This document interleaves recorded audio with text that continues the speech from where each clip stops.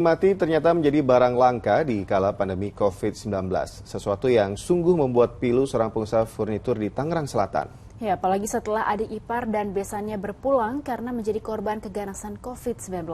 Langkanya peti mati pun menyentuh hatinya. Ya, saudara, inilah kisah kematian yang membuahkan kebaikan untuk sesama.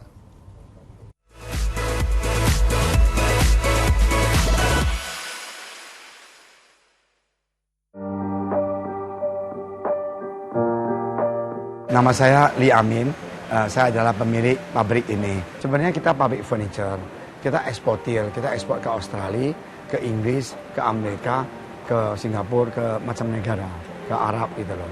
Dan sebenarnya laris sekali dan kita juga sibuk. Tapi karena COVID ini, saya merasakan kita harus mau berbakti lah untuk bangsa negara. Jadi sudah 20 tahun lebih dan saya tidak pernah merencana untuk membuat peti. Karena ya teman saya Pak Jimmy tadi itu, dan saya buat sampel, dan akhirnya ya kita membantu Pemda dan juga rumah sakit di bulan April itu.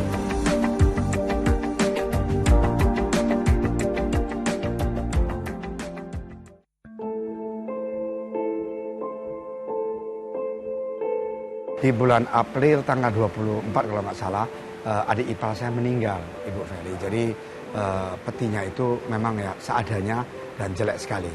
Ya, itu terjadi. Jadi 2 minggu kemudian besan saya juga meninggal. Jadi besan meninggal juga sama petinya agak jelek. Akhirnya keluarga besan beli peti yang lebih layak. Dan di sana saya tergerak untuk mikir, aduh kok jelek banget itu. Dan saya telepon ke COVID Center pada saat besan meninggal, nggak ada peti maksudnya. Jadi akhirnya kita tunggu sampai 2 jam 3 jam. Akhirnya ditelepon kembali, Pak Amin kita nggak ada peti, ambulan 15 semuanya keluar. Jadi mereka panik juga, akhirnya ya keluarga besan sama saya, kita cari peti di luar, kita beli. Kirim ke Tegal Alur. Kita telepon ke COVID Center, iya karena kekurangan, karena kematian pada saat itu memang tinggi sekali. Sesudah itu orang COVID Center telepon saya. Dia bilang, maaf ya kemarin kita tidak punya peti. Jadi saya bilang, kenapa ibu? Dia bilang, karena yang meninggal lebih banyak daripada kita bisa siapkan peti. Jadi saya tergerak hati saya, karena keluarga saya 2 meninggal di umur 50 tahun lebih. Dan saya mikir, kok saya bisa buat peti? Saya ngerti, karena saya tukang furniture udah 25 tahun. Kenapa saya nggak kontribusi? Di sanalah saya tergerak, bilang, ibu mau nggak saya bantuin? Nah, seminggu kemudian orang ibu itu, ada ibu sama 3 orang datang ke pabrik saya, lihat peti yang kita buat sampel itu, dan dia minta tolong, bisa nggak buat 720 peti, buat kita setiap hari 50.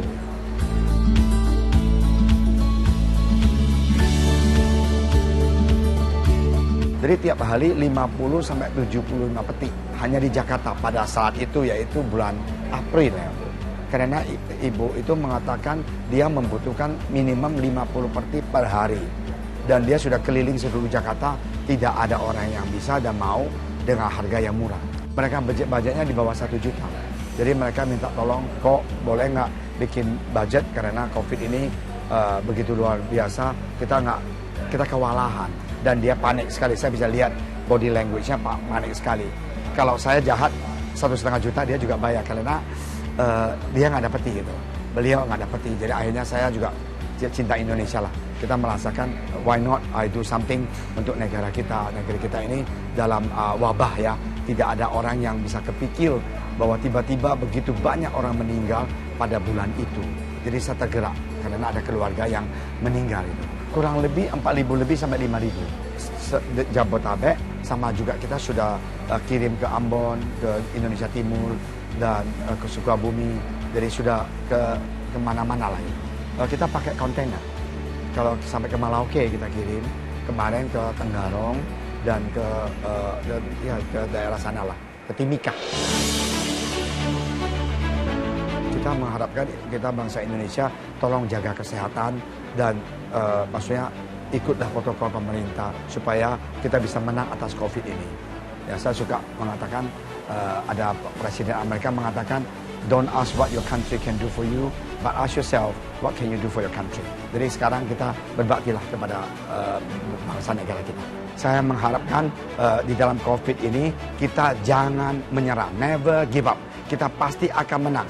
Jaga protokol, jaga kesehatan, dan berani berubah. Indonesia pasti menang.